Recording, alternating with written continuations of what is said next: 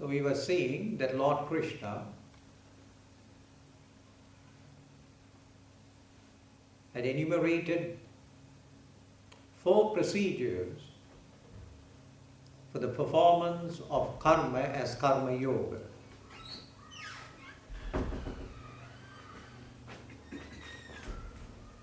And he gave the option, if having described each one of them, according to the suitability, one could resort to each one of the 4 options which he had mentioned for the performance of karma as karma yoga. Karma yoga becomes the most important spiritual discipline for the householders and for the people living in the active world, in the active society. If karma yoga is neglected, then the entire spiritual discipline is neglected. And the performance of karma as karma yoga involves not only actions, but it also involves the corresponding understanding, which is knowledge or jnana. So without this buddhi yoga, so in the Bhagavad Gita, that jnana is described as buddhi yoga, understanding. So Lord Krishna gave that understanding in the 2nd chapter of the Bhagavad Gita as to what and how one could convert action which causes human bondage and leads you back into this universe as a spiritual discipline. The same action, when performed as karma yoga, becomes a liberating spiritual discipline. And then at the same time, having provided the basic jnana, the buddhi yoga or the good understanding, it also incorporates devotion, popularly called as bhakti, divine adoration and love of God. Lovingly one performs one's actions. For life has to be lived with love, lovingly. If you tend to live life without this loving feeling, with a lot of hatred and vengeance and dislike in your heart, then what happens is you injure yourself by that process. Therefore, lovingly all operations have to be gone through in life, however irksome or difficult they are. And the extension of this love that you have is the love for God too. Don't imagine that you can love God without loving your fellow human beings and things around you. It is not possible. Absolutely not possible. So therefore, love is a very important ingredient in one's life. That is why it is said that God is love. What it implies is that if God is love and if you want to experience God within yourself, you should be full of love. And if you are full of love, you will lovingly be and lovingly interact and lovingly perform your actions in the world. This process of loving fellowship is what is called as bhakti or devotion. So love is something, it's an automatic outpouring of your heart with which you live and function. So therefore all these 3 factors are incorporated in the performance of karma as karma yoga. Then at the same time, in the verse number 12, he is going to extol and praise the glory of this karma yoga, how profound it is. It is not that simple and innocuous as people imagine. Karma yoga is not social work. It is not a performance of selfless service, as it has been erroneously pointed out in many sections of our teachings. It is not so. It is something very profound, and a person who may have never done social work or selfless service may not be a karma yogi. But on the other hand, a person who has understood the science of karma yoga may not even ever done social service in their life. It doesn't matter at all. It is not based on the type of actions that you do, but it's basically based on the attitude with which you perform your actions, the attitude. And the attitude is based on, it's a shift in the understanding which brings about a new attitude. It is this shift in understanding based on buddhi or wisdom knowledge, which was imparted by Lord Krishna in the Bhagavad Gita.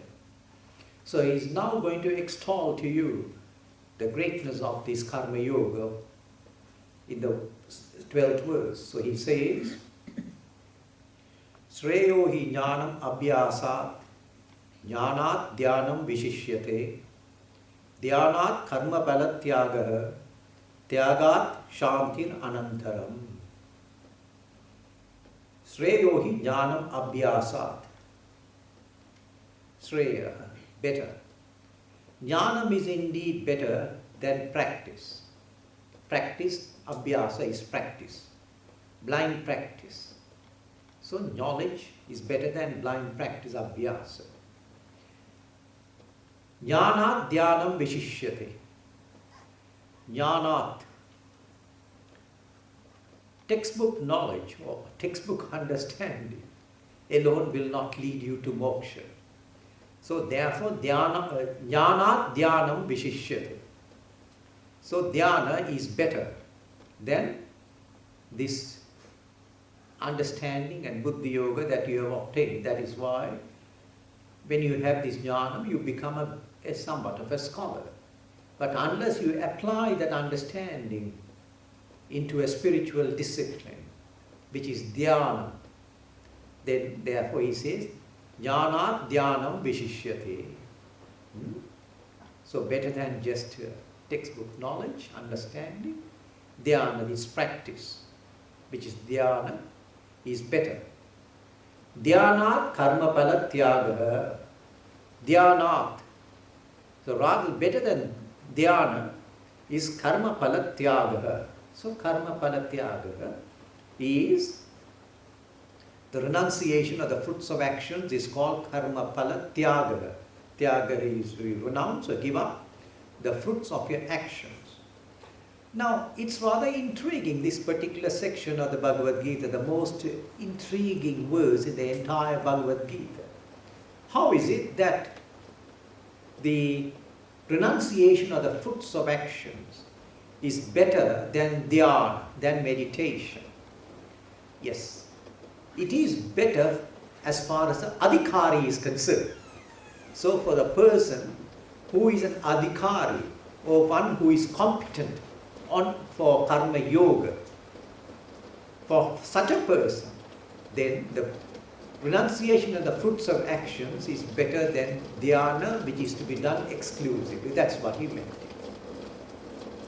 So there is a subtle difference there, that for the person who is not totally competent to lead a meditative life as a hermit, for such a person who is still very much in the world, in society, the performance of action as karma yoga is far better because he is competent for that. So that is why Lord Krishna over and over again emphasized that as far as you, Arjuna, are concerned, you are a dynamic individual of the world, and therefore for you the most important and primary discipline is karma yoga. And to be a hermit is not within your grasp, as you have got your human impulses. So therefore, for such a person, the renunciation of the fruits of actions is better than the effort that this person may make, an exclusive effort to undertake a meditative hermit's life. Then he says, Tyagat Shantir Anantaram.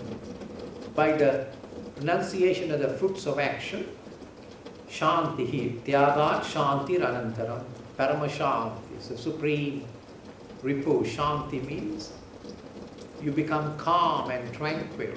Shantir Anantaram, the supreme peace follows thereafter. Of course, the peace follows, and then thereafter the supreme peace follows. What is the difference between peace and supreme peace? Of course, when you have given up your desire for the fruits of your actions, then of course automatically there is a relief in you, and you get to a psychological state of peace. Because now you don't have that anxiety for the results of actions, for the fruits of actions. Because everyone has got an anxiety for it. And now that anxiety goes away, and you just live your life and perform your actions peacefully. So peace is there. Then this peace leads you eventually to the supreme peace, wherein you get liberated. You get liberated and attain your the true nature of your Atman. You attain the Atman, which is Brahman indeed. That is the supreme peace. You attain moksha. So thus, in this manner, he had briefly mentioned it. Now let's follow it up. Sreyo hi jnanam abhyasat. Jnana. So the first thing that every person must acquire and seek for is jnana. Jnana is wisdom, knowledge. That's the first thing. You cannot go into any practice or any discipline without a proper understanding. If you don't have the understanding, you will go into it blindly and in a wrong way, incompetently, and the desired effect, the result will not be there. So therefore, jnana, the knowledge is necessary. The basic knowledge is necessary. And to have this basic good knowledge and understanding, one must understand first many things in life. Many truths of life have to be understood. So the entire Bhagavad Gita is giving you a teaching on the fundamental truths of life. It is teaching you, so that is that jnanam indeed. Your education, man's education becomes incomplete on planet Earth if he does not have a proper education into the scriptures. Do not imagine that the scriptures is listening to the stories of Ramayana and Mahabharata and the Puranas. That is just childish tales. Those are all tales. But the real education comes in when you have to study the scriptures. The scriptures are, the Hindu scriptures primarily is the Bhagavad Gita, the Upanishads, and the Brahma Sutras. So the Bhagavad Gita explains to you many factors about life, which are not, many truths of life, many laws of life, which are not discernible and obtainable otherwise from any other forms of literature. No worldly literature can explain that to you. Only the scriptural literature can do that. So the scriptures reveal to you certain glorious truths about the divine. The first thing is, in the world that we find, there is a great deal of human ignorance with respect to what the divine is. People in the world have got a primitive and an anthropomorphic idea as to what the divine is, what God is. And the net result is that they have got a primitive concept. Because of this primitive concept, they have got primitive forms of worship. So primitive forms of worship which people have in the world because of their wrong concepts and understanding as to what the divine is, what God is. So the first thing that one must get to know is to understand what the divine is, what is the nature of the divine. That's the basis of existence. So this knowledge, this understanding is primary. Unless you get to understand the true nature and the real nature of the divine, which is very clearly opened out and revealed to you in the scriptures. And all scriptures of the world inform you of this. And your worship of God can only begin. The true worship of God can only begin only when this proper understanding comes into you. And not only that, even meditation is only possible when you understand what the divine is. Because you're going to meditate on the divine, not on any demigods and gods. That is not the subject and the object of your life, but it is the divine. So therefore you must understand what the divine is, Paramatman is, which is the Atman which is within you. It is this which you have to understand, and that is that on which you have to meditate. So therefore this understanding is necessary, and all that is brought about or given to you with jnana, with wisdom, knowledge. And then not only that, this jnana also will reveal to you and tell you, inform you how to live life. In fact, the Bhagavad Gita is a textbook on the art of living. Remember that. It's a textbook on the art of living. God has no problem. It is you who has the problem. And in this the problem, you do not know yourself. You do not understand yourself. You do not understand what your human self is, your human individuality. This human individuality of yours is called the Jiva-Atma. This Jiva-Atma is a temporal thing which is existing and functioning in this temporal universe. But this Jiva-Atma is not your real being. Within you, there is your real being, which is the Atman, which is the divine. The Atman with a capital A, which is the divine. The Paramatman is there within you. And in the Gita, Lord Krishna is explaining to you how you could shift your focus of attention from the Jivatma to the Atman. Shift your basis of existence from the ego-based being to your true center, which is your divine center, and then thereafter keep on functioning in the world. When you do that, you're getting centered in God and you're getting established in God by and by. For which purpose, the living of life in the world is only an exercise. This world that you're living is only an exercise for you to get established in your divine nature. So this knowledge is absolutely necessary, because this is the final aspiration of the human race. The final aspiration, Parama Purushartha. You see? So unless you have this final aspiration in your life, you are a materialist. Remember that. You can call that you are a charvaka or a materialist. You're a downright materialist. Only it is not that you go to the temples and worship in the temples which makes you a spiritual, religious person or a spiritual person, not in the least.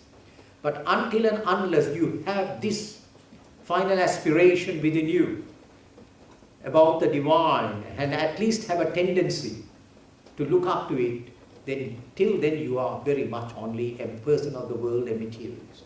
So therefore this jnana is absolutely necessary. And this jnana will also explain to you the nature of the world around you, this world which is there around you, how it functions, how nature means prakriti. So prakriti is Mother Nature, how this Mother Nature functions. And therefore you can have a dialogue with this Mother Nature, with prakriti all around. You can understand the way nature operates and functions around you. So therefore, in order for all this understanding, wisdom, knowledge is necessary. So this is the education which the scriptures give you. So, Sreyohi Jnanam Abhyasa. Therefore, this wisdom knowledge is the basis of your human existence, and therefore it is better than a blind practice, a practice gone through with ignorance. Invariably, religious people in the world, people all over, to whatever religious culture or tradition they belong to, they invariably go through their practices with a blind understanding, with blindness. With blind, they don't know what they are doing, because their forefathers did it, so they also go through it. So Shreyo hi jnanam abhyasa. Jnanat dhyanam vishishyate. Jnanat dhyanam vishishyate. Jnanam. Jnanam means this wisdom knowledge. So then this, rather than this wisdom knowledge, dhyanam is better. So dhyana or meditation is better. Because in this wisdom knowledge, you are informed that you are the divine. Your Atman is the divine. But for you to experience the divine, you are not experienced it. For you to experience the divine, dhyana is necessary. Dhyana is the key which opens the door to the inner kingdom within you. So therefore you have got to use the key now, and that is dhyana, indeed meditation. So in order to meditate, you must know what dhyana is. So that too is also part of the knowledge, the understanding that you need that. So dhyana here is that you have to meditate on your divine nature. And how to go about meditating on your divine nature. That is meditation. So that is a practice of, through the understanding, the practice of meditation. So jnana dhyanam vishishyate. Dhyanat karma palatyagaha. The renunciation of the fruits of action is better than dhyana. It's better than dhyana for who? For the one who is competent for action. Not for the one who is competent to be a hermit monk. For the hermit monk, of course, it's an exclusive meditative practice. His entire life is meditation. Right? So really speaking, a hermit monk or a monk or a sadhu or whatever it is not supposed to get into karma. Not supposed to get involved in karma or social work or open ashrams and institutions. That is not the job of a hermit monk. You get involved. A hermit monk is not supposed to be a missionary too. That's not part of his job. So the hermit monk's primary function and primary purpose is to contemplate and meditate on the divine. Any other engagements and activities that he has is erroneous. So therefore, dhyana karma palatyaga.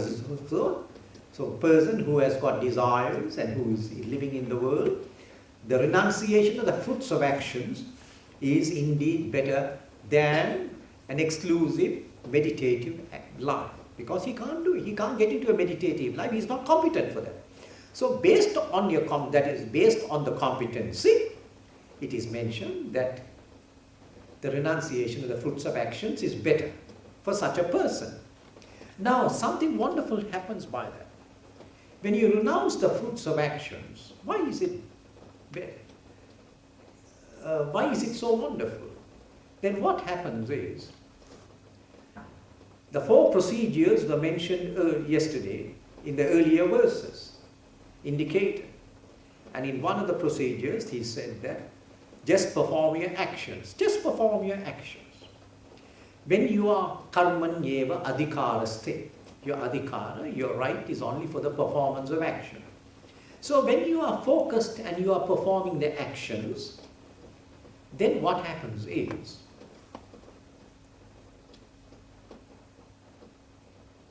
automatically your focus is on the action. Then you are not concerned of the results of actions. You're action oriented, not result oriented. So automatically you just do your actions. Whatever actions come, just silently take it and just do it. If you have to cook, just cook. If you have to go for a walk, just go for a walk. If you have to wash something, just wash. If you have to drive, just drive. Just do everything. Just do it. There's nothing more for it because it has to be done. Why has to be done? Just because it is there. If you are hungry, just eat. Just eat. If someone else is hungry, just provide him with food. So just do everything.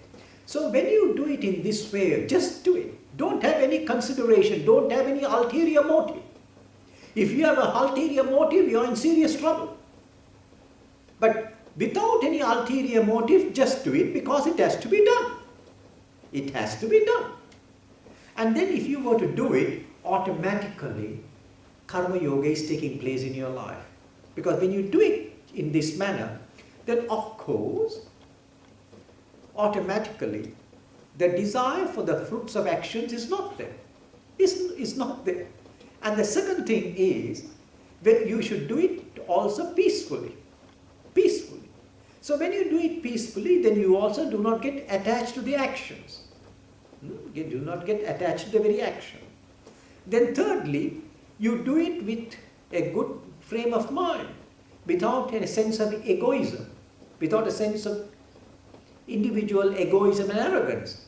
So when you do it in this way, then also the ego factor, the I factor is not there, that I am the doer. If you feel that I am the doer, then you will have to be the enjoyer of the fruits of life later on in another lifetime. So without feeling that I am the doer, just do it. So that means you are action oriented, or rather shall we say, you are only concerned of the karma, of the action in hand. Whatever action is there, you just do it. They're waiting for you for you to discharge it, and just do it. Just do it. So when you do your action in this manner, automatically karma yoga is transpiring in your life. Transpiring. And do it with total attention. Total attention. So therefore, it is so innocuous, this tyaga, having given up the fruits of action, the anxiety is not there. So since the anxiety for the fruits is not there, then automatically you will do your actions peacefully. Because the result of your actions is not in your hands. Karman eva adhikaraste ma paleshu kadachana. Your rights is not for the results of your actions, because the results of your actions is in the hands of God. Isn't it? And it is He who provides them. So whatever God provides for you in the form of what you are to get, accept it as prasadam. That is the real prasad. So whatever you are getting in life, in this life, is the prasadam of God. Whatever you get, accept it as a prasadam. This is the real prasadam. And if you accept it, whatever comes your way, then everything is all right with you. On the other hand, if you are dissatisfied with it, then you are rejecting the prasadam of God. See the whole thing. You are discontent or rejecting. You don't like it. You are rejecting the prasadam of God. Naturally, when you go to a temple or any other place and they say there is prasadam, whatever be the prasadam, even a little bit, you lovingly accept it. So here also, whatever you get in life has to be accepted as a prasadam. If you get married and have a baby, it's a prasadam of God. And if you don't have a baby, that is also fine. That is also prasadam of God. It is also good for you. It is also good for you. So that you can be busy with other matters in life. Because once you have a baby, you are in real serious preoccupation for the next 20, 30, 40 years or 60 years, I don't know how long. So either way, whatever God gives you, just accept it. If He gives you a small job, it's fine. If He gives you a high-paying job, it's fine. Whatever God provides you, it's okay. So this is how one has to learn to accept things which come your way as the prasadam of God. Because what you are getting now is the outcome of what has been provided for you by God, based on many other factors, mysterious factors which you do not know.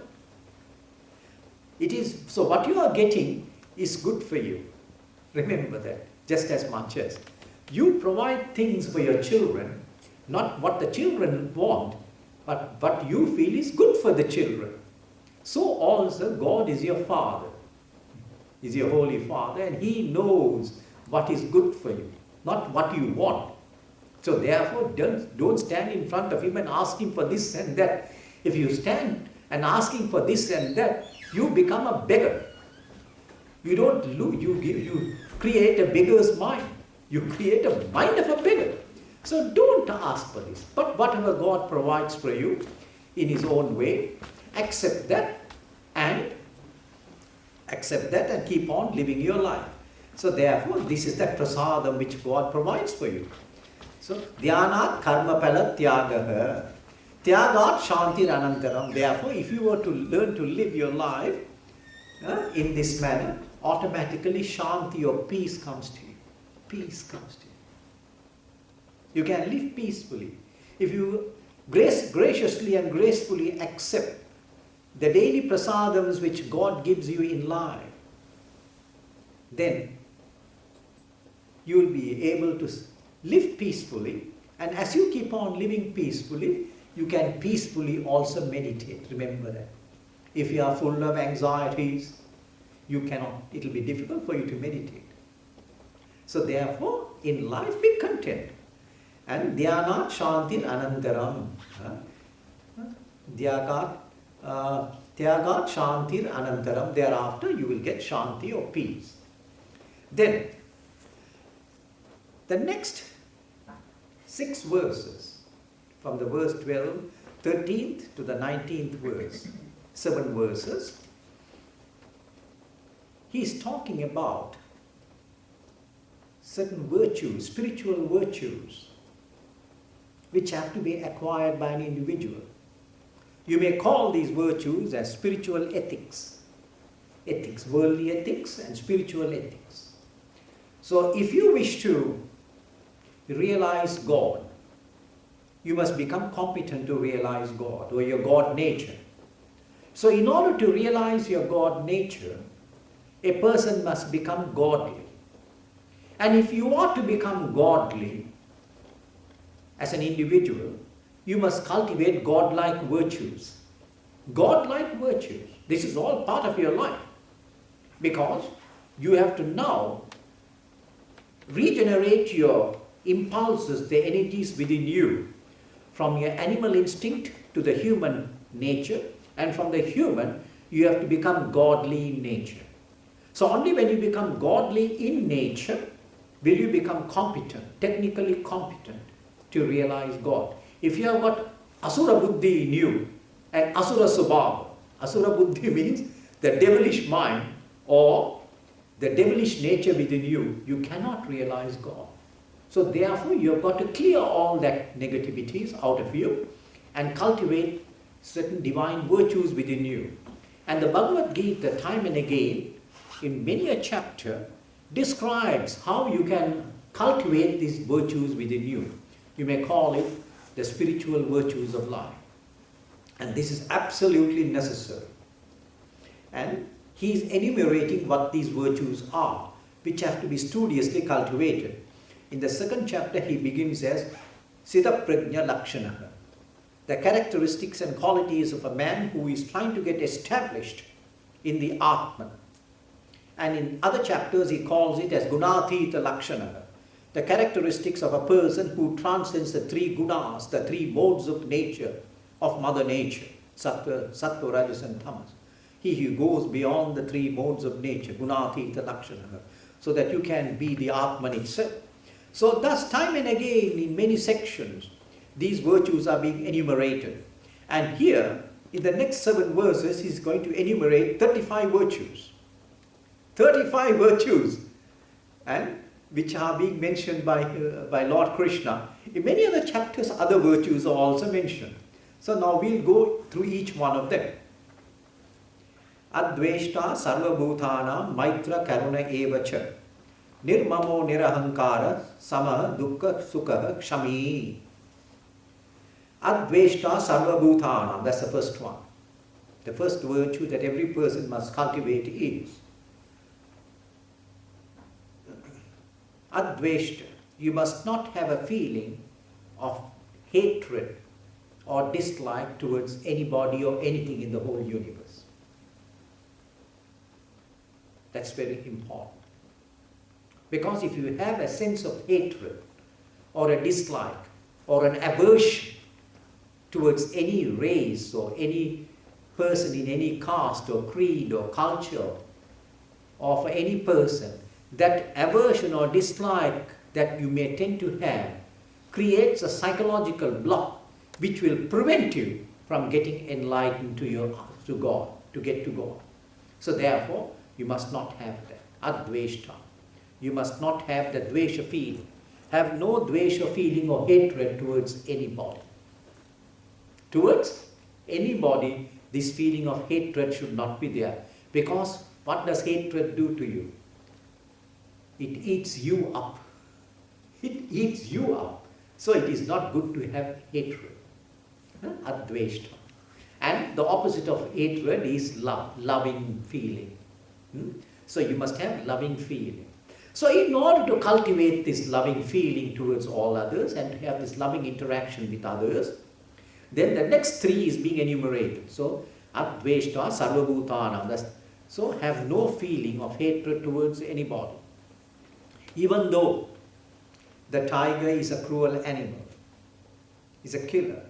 Nevertheless, when you see a tiger, you don't hate the tiger. No one hates a tiger. You understand the tiger, you don't get near the tiger, but you admire him from a distance, but you don't hate him because you have understood the nature of the tiger. So also with everything in the whole universe, have no hatred towards anything or anybody in the whole universe. And in order to promote it, to clear this hatred and to promote the opposite, Maitra Karuna Evacha. Maitra means Mitra Bhavana. Feeling of friendship should be there with everybody in the world. So, with this feeling of friendship, when you have this feeling of friendship towards one and all, you will find that you have no strangers in life. There are no strangers in life. Because there is a loving feeling towards one and all, and therefore you will not have any strangers. So Mitra Bhavana, the feeling of friendship should be there with respect to everyone. You are a friend indeed to one and all, whether the person is known or unknown to you. Maitra Bhavana, that is friendship. Friendly feeling towards all. So when you have a friendly feeling towards all, these are norms of how to live life, norms of living life. So when you have this friendly feel, you can have a friendly feeling or an angry feeling. See the difference? When you have an angry feeling, then you are injuring yourself. You are not only injuring yourself, it is so apparent to yourself, apparent to everybody else. The man is a little, how do you say? A man is a little Vrichavan. Vricha in Tamil, they use the word Vrichavan, angry feeling means there's something not okay with this guy, with this person. But when you have this angry, friendly feeling, then everything is nice there, you see. There's a loving feeling which comes out of you because of the friendly feeling. So Maitra, friend, that is one.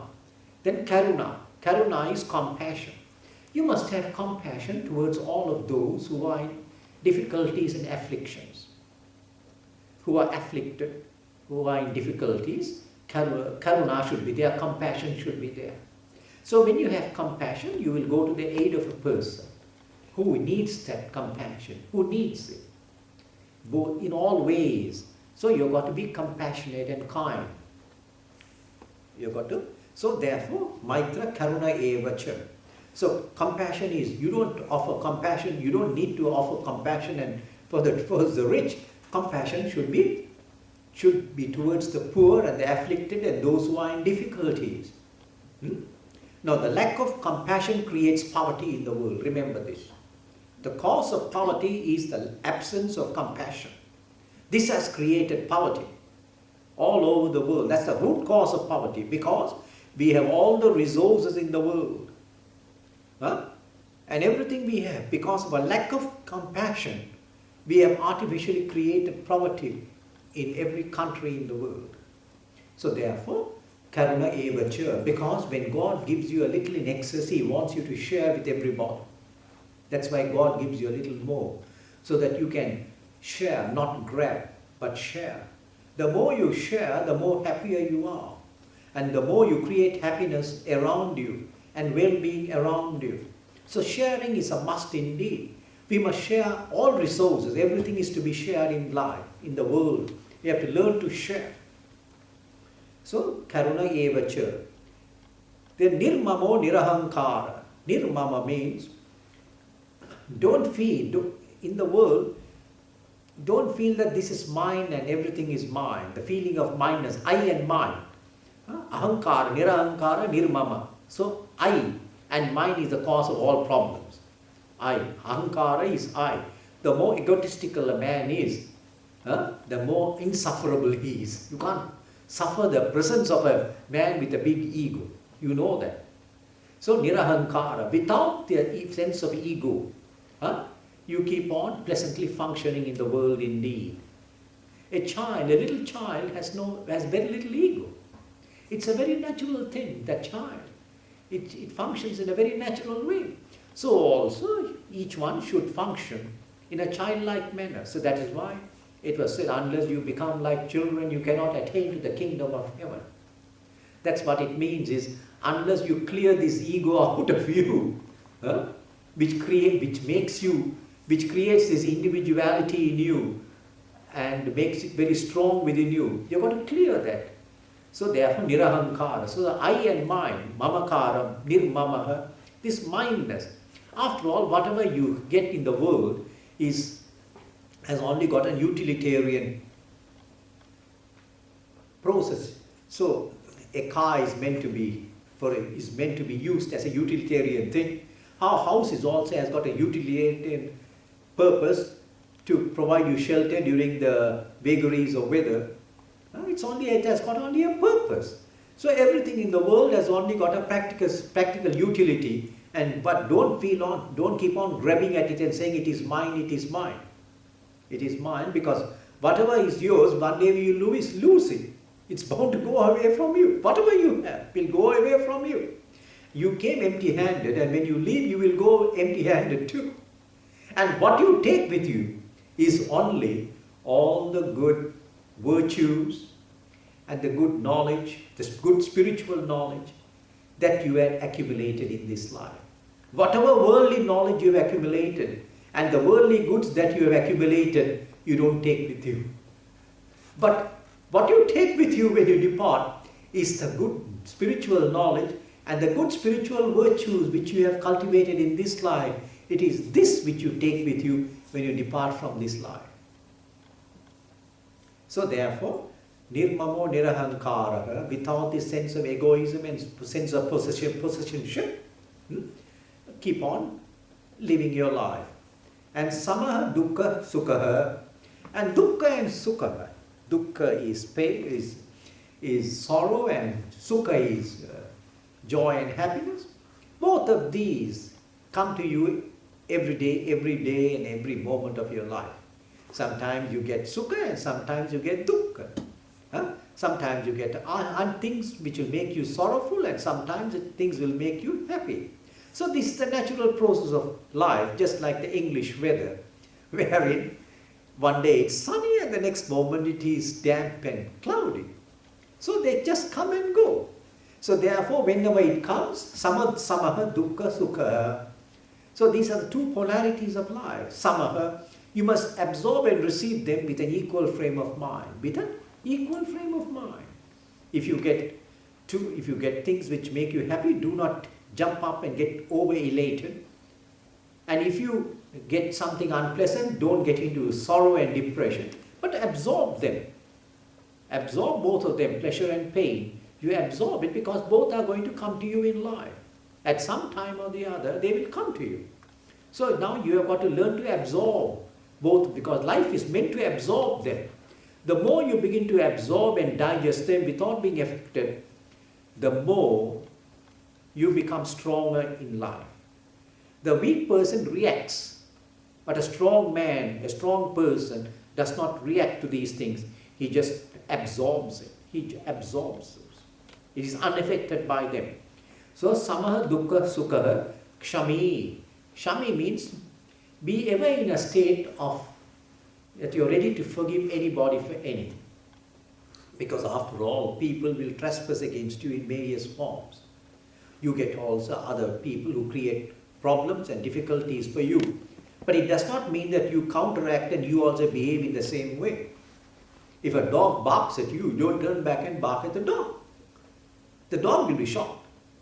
So here also, so if somebody does something bad and things like that, you don't retaliate back to them, but be in a forgiving nature.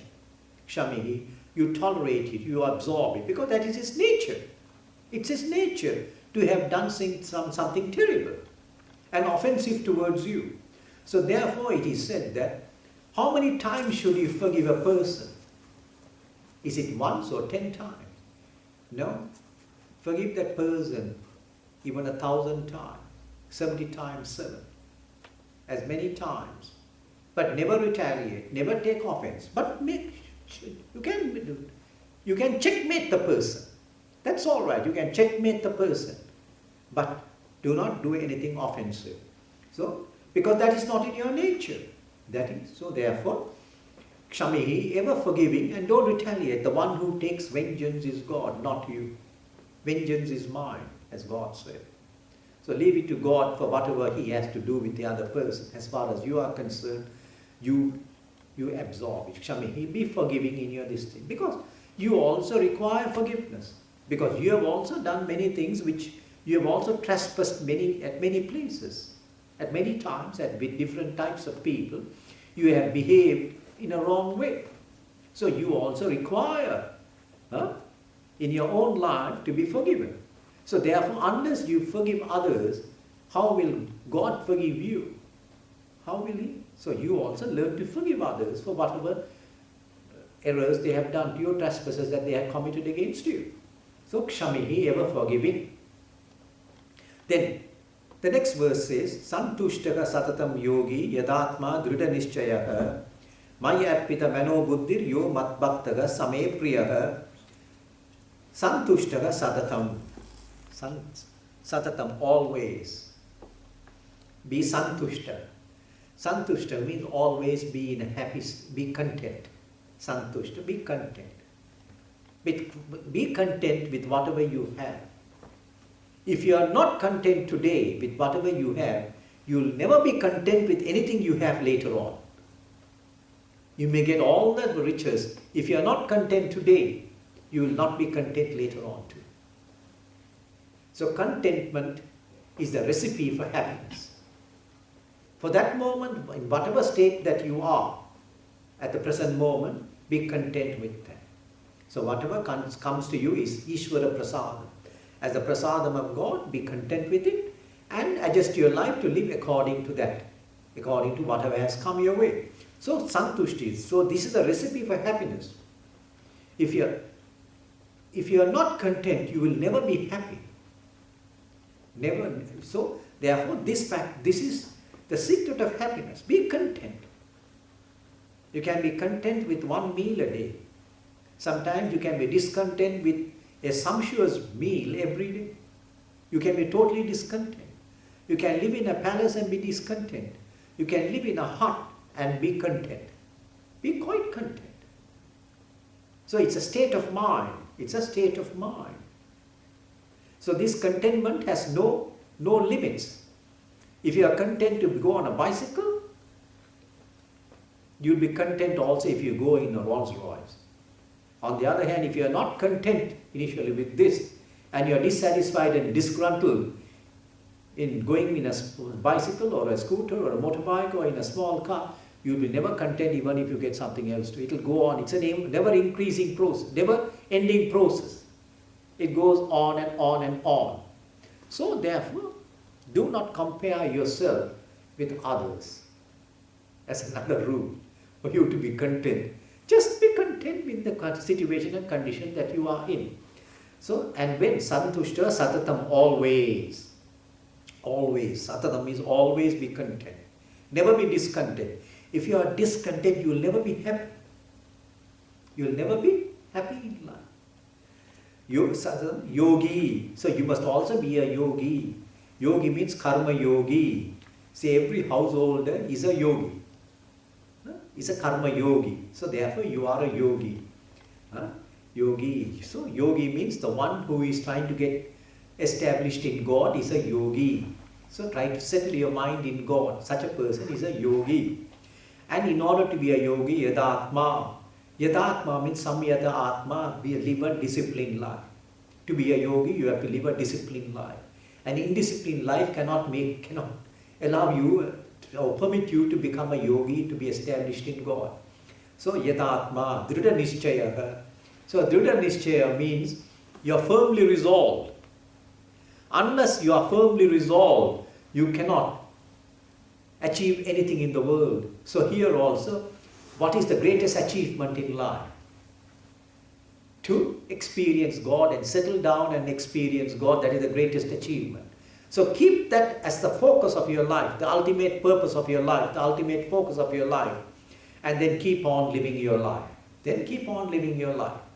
So with respect to that, drida nischaya, be very firm, resolutely firm in that, and keep on functioning. Drida nischaya. Then my arpita mano buddhi. So my arpita mano buddhi. So your mind and your intellect is dedicated. Arpita means to be is dedicated unto the Lord. So your mind operations and your buddhi, the intellect, they all have been dedicated unto the Lord itself. So your mental operations and mental process is now established in God, stabilized in God, is arpana. So people offer many things to God, arpita. Many offer many things. You offer the things that you have prepared for God as an naivedyam, it's an offering. You offer fruits to God, you offer flowers to God, but God doesn't want all those. He only wants you. He wants you. And for you, that's what He really wants. And when He wants you, He wants your heart. If at all God wants something from you, He wants your heart. What more does He want? Do you think God gets pleased by anything, any other physical, material offerings? Not at all. He doesn't require. He's the one who gives you everything. So how can you please Him by offering these material things? All these material offerings do not please Him. Do not. Because He doesn't require it. So He's not pleased by that. But so, nor can you bribe Him too. Remember that. So therefore, what He is pleased by is He wants you to offer your mind. My arpita mano buddhi. Your mind and your intellect is to be offered unto Him. Offered. So when you offer your mind and intellect unto God, what does that mean? Your mental operations, you just let it abide in God. Let it settle down in God. Let it settle down in God. So normally you think of all things in the world indeed. Now the way to settle your mind and offer your mind to the God is your mind's operations. Stop your mind's operations and then repose it in God. Let it repose in God. And the way to repose it in God is to become silent.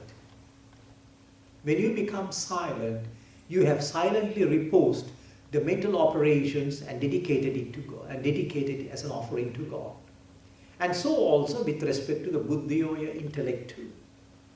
Your intellect is that which decides, that is the function of the intellect, which understands and decides. So in your understanding, you want only God. God is all that what you want in life, and you're focused in God. So now settle your mind there, and then be focused in God, having settled your mind in God. That is, become God aware. So when you become God aware, silently, then what happens is, Maya arpita mano buddhir, yo mat bhakta. Such a person who is mat bhakta, who is my devotee. So a true devotee is one who goes through these, who cultivates all these things, is said to be a true devotee, which is being mentioned here. Same priyaha, such a person is dear to me. Only such same priyaha. So a person who cultivates these virtues, these spiritual virtues in life, is that person who is dear to me, who is naturally dear to me. So God, so if you say Same Priya, he is my, so Mat Bhakta, and this Bhakta who cultivates these virtues is someone who is dear to me, only such a person, because he is lovingly cultivating these virtues, these spiritual virtues. Then, in the next verse, he mentions, Yasmat no utvijate loko, lokat no utvijate cha yaha, harsha amarsha bhaya utvegay mukto yaha, sacha me priyaha. So he says, Yasmat na udvijate loko. Loko means the world. Na udvijate is not upset by this person. Because when you are a godly, saintly person, you are not offensive to the world. You do not upset the world. The world is not frightened of you. So na udvijate means the world is not frightened or scared of you. So how can the world be scared of a holy person or of a good man? It's not possible. It's not practically possible. Only bad people are scared of good people, of a holy, noble person. Good people are not at all. So na udvijasmat na udvijate loko. So the people are not anxious or scared or upset by the presence of such an individual. He is a benign influence. That is why in India, especially in northern India, the villagers, they would like to have a sadhu living in the outskirts of their village. Because they know that he is a benign influence upon the entire village. His presence itself is a benign influence upon the entire village. So therefore they want his presence there. So thus yasmat na udvijate lota, people are not upset by the presence of such an individual. Lokat na udvijate cha yaha, and this person too is not upset by the world. Whatever be the world, he is not upset by the world. The world follows its mad ways. You know, it's a mad world which goes in its mad ways. But this person is not upset by it. He knows that it is. In Hindi it is said Juta Dunya. Juta Dunya. Juta means this world is something which is false.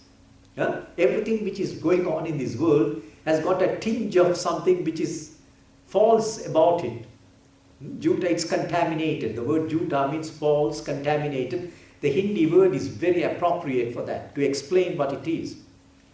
So I remember once when I was young, nearly 40, 50 years ago, from the Himalayan mountains, from Rishikesh area, I had to go to Delhi for some work in the government department, for some work which I had to get done. So as I was walking down the road, there was a sadhu seated in a hut close by. And since I was a young person just walking about, he was wondering what is this person doing in a city. So he made a remark, Juta Dunya. So he made that remark so that I can hear it. So indicating to me, what are you doing in this metropolis of Delhi, which is a Juta Dunya? Which is, so he's just making a remark offhand, but he wanted me to listen to hear that. So that is what the world is. That is the nature. So this person is not upset by the world. This world, with its own character and nature, things go on in the world, whatever the world is. As one holy man said, look at the world but don't scratch it. If you scratch it, you will get contaminated by the world. Just look at it, just observe it. So that is what it is. So you should not. Neither do the people get upset by you, nor do you get upset by the world around you. In whatever way the world goes, just be a passive observer, passive witness of the panorama of life which is going on around you. It will go in its own mad way. Then at the same time, this person who is now practicing these virtues, Harsha, Amarsha, Bhaya, Udvegair, Muktaha, he is Muktaha, means he is free, or he is trying to get himself released and become free of what? Of four factors. Harsha, he does not get into too much of elation, Harsha. Amarsha, he does not have envy and jealousy. He is free of envy and jealousy. He is happy in your happiness. When things befall you which are for your good, he is happy with it. That is how you should be. You should be happy in the well-being and happiness of others. Not to have envy and jealousy, because envy and jealousy is such a bad quality which eats you up, which will never make you feel content and happy in the world. So therefore envy and jealousy have to be cleared out of you, and this person is free of that. So there should be no envy and jealousy. Harsha, Amarsha, Bhaya. Bhaya is fear. Fear of what? There's nothing to be afraid of. Any day death can come to you. So if you are ready to accept death at any time, you will have no fear in life. If it wants to come today, so be it. So be it. What does it matter? So therefore, once you have accepted the final thing as death itself, then you will have no fear in the world. Live without fear. So that is how people must learn to live without fear. Because sometimes people live feeling that they have that anxiety. So by udvega is anxiety. They have got anxieties. And things like that. So therefore become free of that too. You don't need to have any anxiety. Because whatever you are to get in this life has been provided for you. Will come to you. Sooner or later, at the appropriate time, it will come to you. Therefore, udvega, anxiety of any order, and excitement of any order is not necessary. Just peacefully go about living life. So udvega also means anxiety or excitement. So you don't need both of these things. So he's free of these factors. Harsha, amarsha, bhaya, udvegai, mukta, yaha sa, sacha me priyaha. Such a person is very dear to me.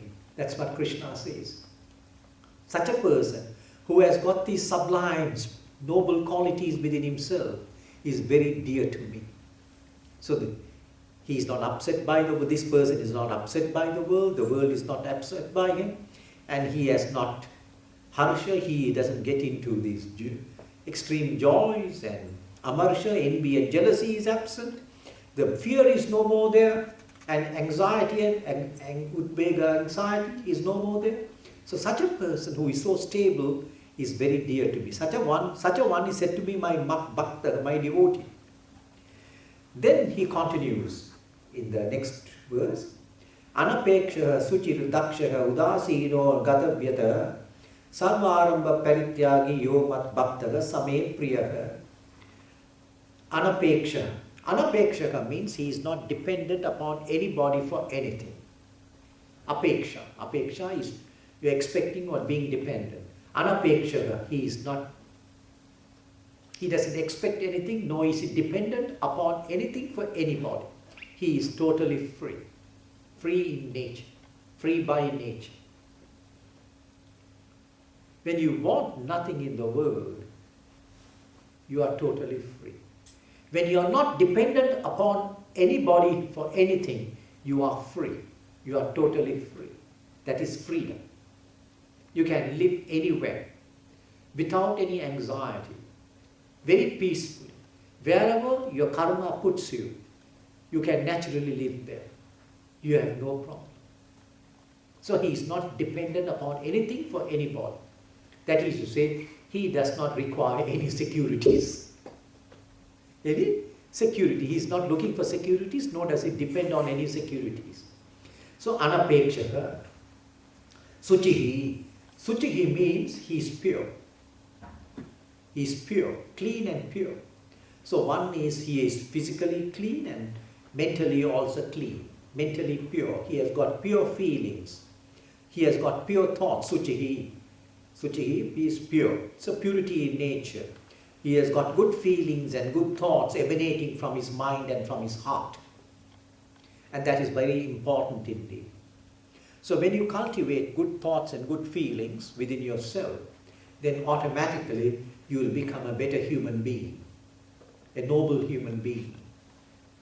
If you cultivate evil thoughts and evil feelings, then that is the devilish nature in you, and that will make you evil indeed. So therefore, have the suchihi.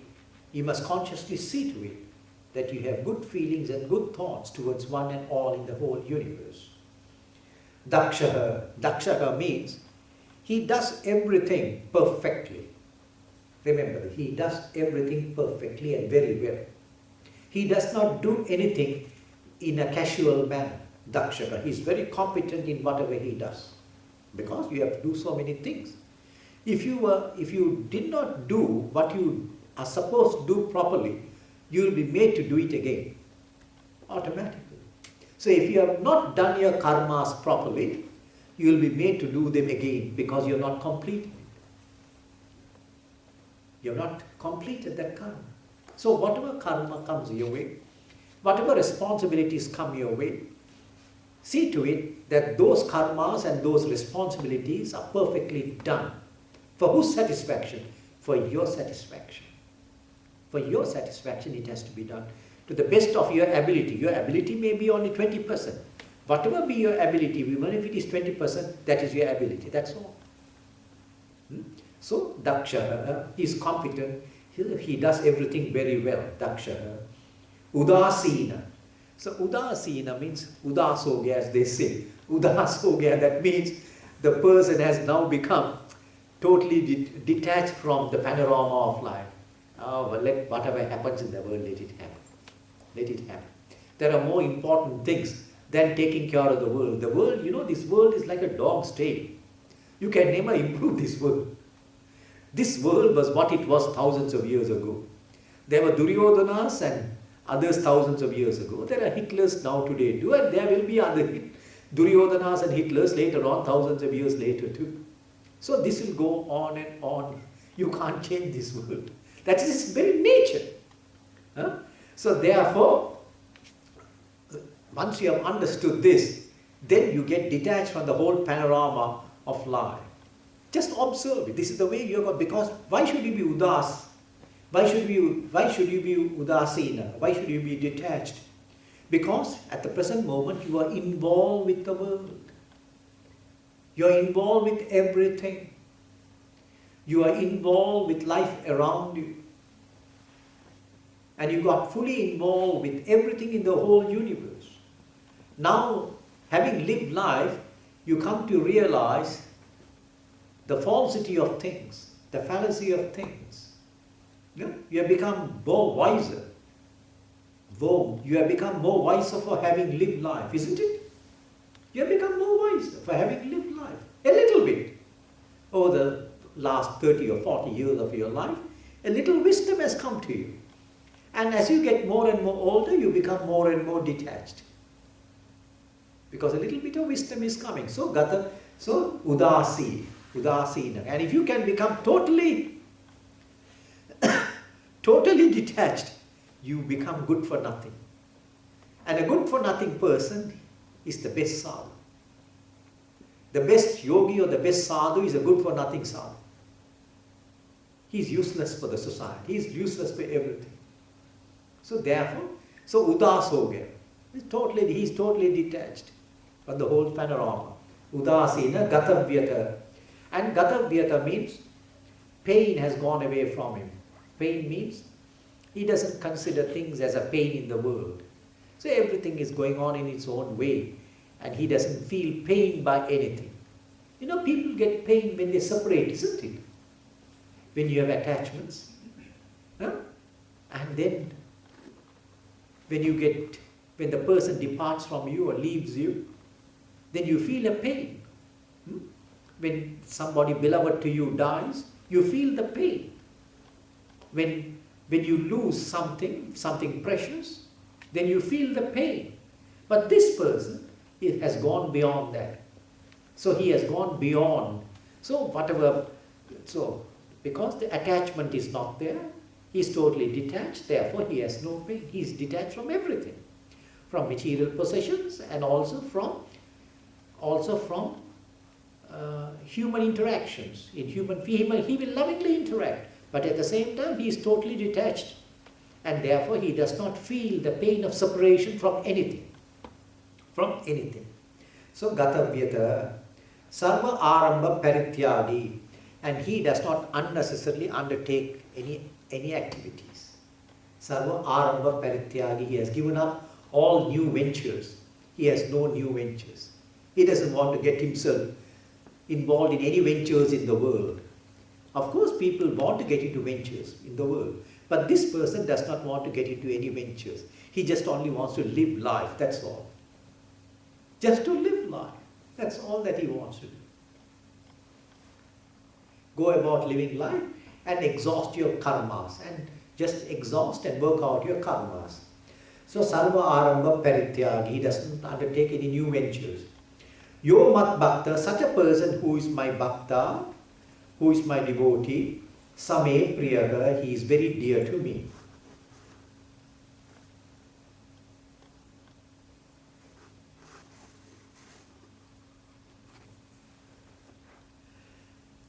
Then, the balance we will see tomorrow. Om Tat Sat.